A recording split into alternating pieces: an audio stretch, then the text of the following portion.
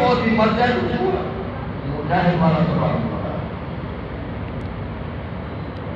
جارے جب غزوہ تبوک پر پہنچے عبداللہ کو بخار ہو گیا. اسی بخار کی وجہ سے اس کی موت آ گئی. رسول اللہ سے فرمایا ساتھیو اس کو نہلاؤ, کفن پہناؤ. نہلایا, کفن پہنایا. فرمایا اس کو لے چلو. حضرت ابوبکر صدیق رضی اللہ تعالیٰ عنہ, حضرت عمر رضی اللہ تعالیٰ عنہ, ان کو قبر میں اتارنے والے حضرت عبداللہ بن مسعود فرماتے ہیں کہ رسول اللہ سے سمریدے پڑے ہیں, عبداللہ کو پکڑ کے لحد میں رکھ رہے ہیں اور ساتھ یہ کہہ رہے ہیں اللہ اس وقت تک میں اس اللہ تیرے بندے پہ خوش ہوں, اللہ تو بھی خوش ہو جا. اللہ میں تیرے بندے پہ راضی ہوں, تو بھی راضی ہو جا.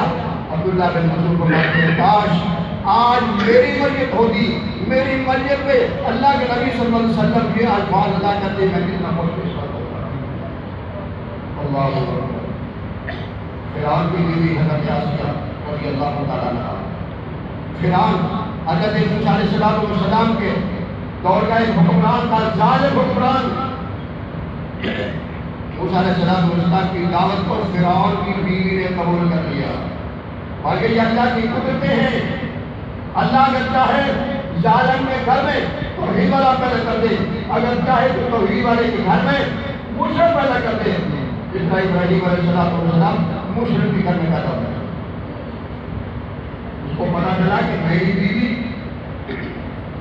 وہ موسیٰ کے دین پہ چل گئی. وہ اپنے آپ کو خدا کہتا تھا, رب کہتا تھا, نمرود بھی کہتا تھا کہ میں خدا ہوں, اور یہ فرعون بھی کہتا تھا میں خدا ہوں.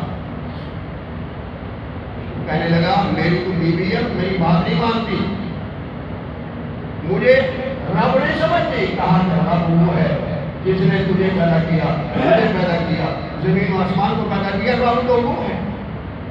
اس جرم میں اس کے جسم کے اندر میخیں لگائی گئی, لوہے کی میخیں اس کے جسم میں ٹھوکی گئی. عذاب دیا جا رہا ہے کہ جب تک تو اس بات سے انکاری نہیں ہوگی اس وقت تک تیری جان نہیں چھوٹے گی. رب کا نام ہے. حضرت آسیہ کے سامنے ایک نقشہ پیش کیا. اب وہ اس کو دیکھ کے تھوڑی سی ہنسی, اور فرعون کہنے لگا دیوانی ہو گئی ہے, پاگل ہو گئی ہے. کہا پاگل نہیں, دیوانی نہیں, میرے اللہ نے مجھے جو کچھ دکھایا ہے میں اس میں خوش ہو رہی ہوں. پھر ساتھ دعا کی, قالت رب ابن لي عندك بيتا في الجنة ونجني من فرعون وعمله ونجني من القوم الظالمين. اللہ میرا ٹھکانہ جنت میں بنا دے, یہ فرعون اور اس کے جو نمائندے ہیں کہ ظلم سے مجھے نجات دے دے.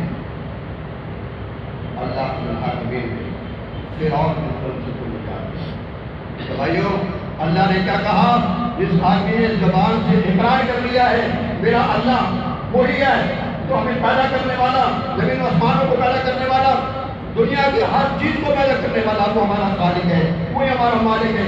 نظر و نیاز کے لائق بھی وہی ہے. آیت کہتے ہیں نظر اللہ نیاز حسین. بھائیو نظر و نیاز ایک ہی چیز ہے, ہم نے اس کو تقسیم کر دی ہے, نظر اللہ کے لیے, نیاز حسین کے لیے. یہ اہل تشریح کا عقیدہ بن دیا ہے جو ہمارے اندر گھسا ہوا ہے. نظر و نیاز کے لائق صرف اللہ کی ذات ہے جس نے پیدا کیا ہے. اللہ اکبر. اسی لیے بھائیو اگر اپنی زبان سے اپنے اقرار کی ہے کہ ہمارا اللہ ایک ہے تو پھر ہمیں یہ لفظ دیا گیا, صحابہ کی زندگیوں کو ہمارے لیے ایک مثال کے طور پہ پیش کیا گیا.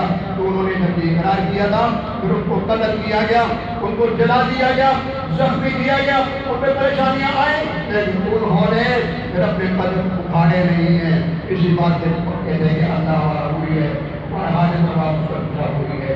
اس لیے بھائیو اللہ کا حکم کیا ہے, لوگوں تو جو پہلے گزرے ہیں نا وہ بھی اس بات پر پڑھتے ہیں. اور تم استقاموا, اپنی زبان سے کھا کے اقرار کیے تو پھر پکے ہو گئے. آج تمہیں بھی یہی کر دیا جاتا ہے کہ اگر زبان سے تم نے یہ کہہ دیا کہ ہمارا خالق ایک ہے, تمہارے اوپر جتنی تکلیفیں آئیں, آزمائشیں آئیں, امتحان آئے تو تم نے ڈر مکانا نہیں ہے. اسی ایک خدا پر بھروسہ کرتے ہوئے چلتے جا رہے ہیں, اللہ ضرور کو نہ کوئی راستہ نکالے گا.